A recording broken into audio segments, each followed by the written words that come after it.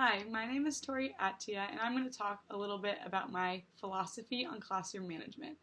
I strongly believe that the purpose of classroom management is to create a positive and safe learning environment for all students. Teachers need to take the time to create a plan that best fits their classroom and helps each student reach their full potential. In my opinion, creating a positive classroom environment is creating a safe learning environment for students to build an overall classroom community. Creating a safe learning environment consists of developing an environment that allows students to feel comfortable stepping out of their comfort zone and taking risks. Overall, I believe that the purpose of classroom management is to just create an environment where students enjoy being in and students feel that they can develop and expand their knowledge. And for my approach to classroom management is that creating a safe learning environment is crucial for students to feel comfortable participating and sharing aloud. Dunsbury states that creating a classroom that is organized and that is characterized by mutual respect makes it a lot easier to become an effective teacher. I agree with Dunsbury's theory that there should be mutual respect in the classroom and that each student wants the opportunity to share their thoughts aloud and participate in any classroom discussion that the teacher has throughout the day. In my classroom, we will have set procedures for what to do if students want to speak or talk out loud. As a class, we will go over how to model these procedures and how students will be expected to follow them. For example, it can be basic as, just practicing what it looks like to raise your hand and to, if you want to share aloud, what to do and just the correct ways to go about it. And if students are talking to each other, they will or if the student agrees with another student, or like simple as putting your thumb up just to show that you acknowledge and you agree with what they're saying, and not necessarily just having to interrupt all the time or speak over each other. And I also believe that building a strong classroom community should be a priority for teachers when creating classroom procedures. Teachers should think about how to make the classroom that will benefit each student and help them succeed. Each student should feel equally involved in the classroom and that they are just as important as any other students. And I believe this is so important because, you have those students in the classroom that always want to talk and always want to share aloud, which is great. But, the students that are a little more reserved and quiet, they should feel, just as involved and just as comfortable in the classroom. And Goleman states how when we feel rebelled or left out, the brain activates a site for registering physical pain. And this statement relates to elementary education students because if we feel left out in the classroom, they will be less likely to participate and stay engaged while working in groups. And so my goal as a teacher is to really help everyone feel that they're equally involved in the classroom. And for my teaching style, I really want to have a classroom that is student-centered. I obviously want to be the authority in the classroom, but I want students to feel like they are in charge of their own learning.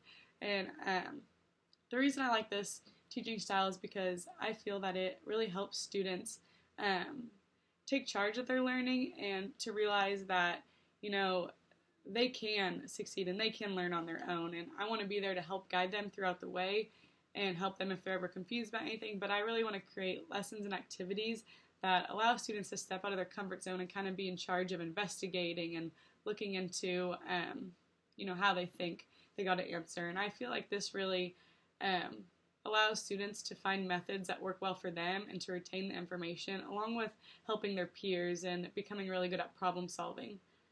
So that is my personal opinion on how I want to teach as a teacher. And the nature of students, I do not believe that students are innately good or bad.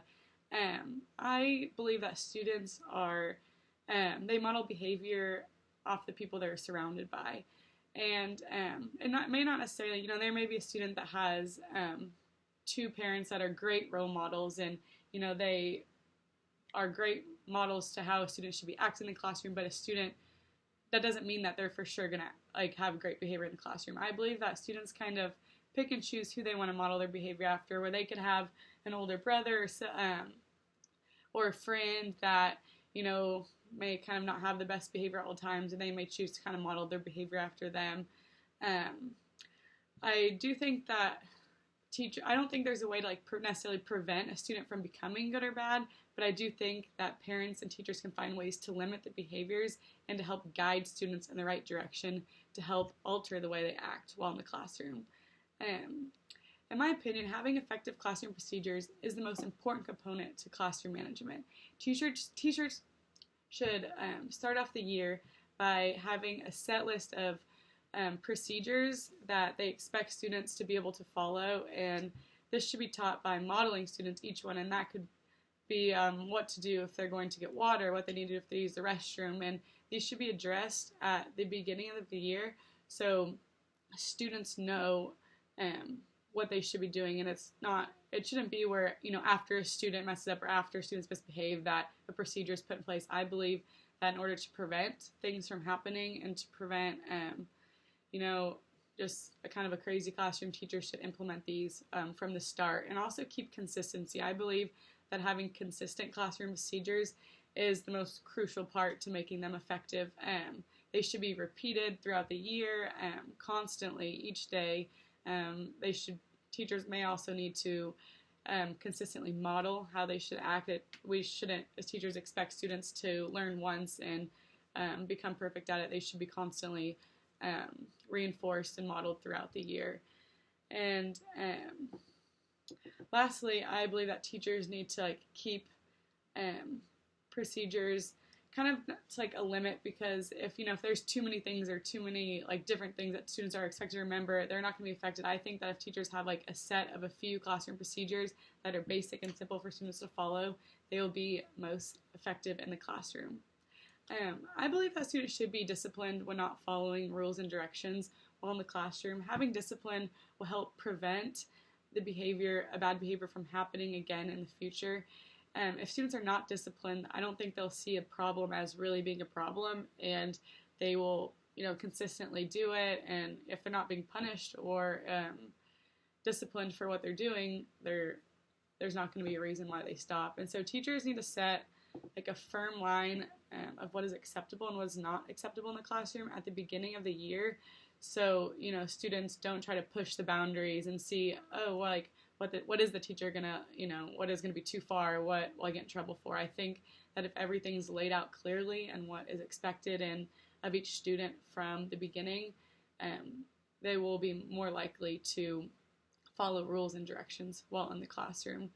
And one of my main goals as a teacher overall is to help students learn how to respect themselves along with others in the classroom. And this includes other students and teachers and administrators.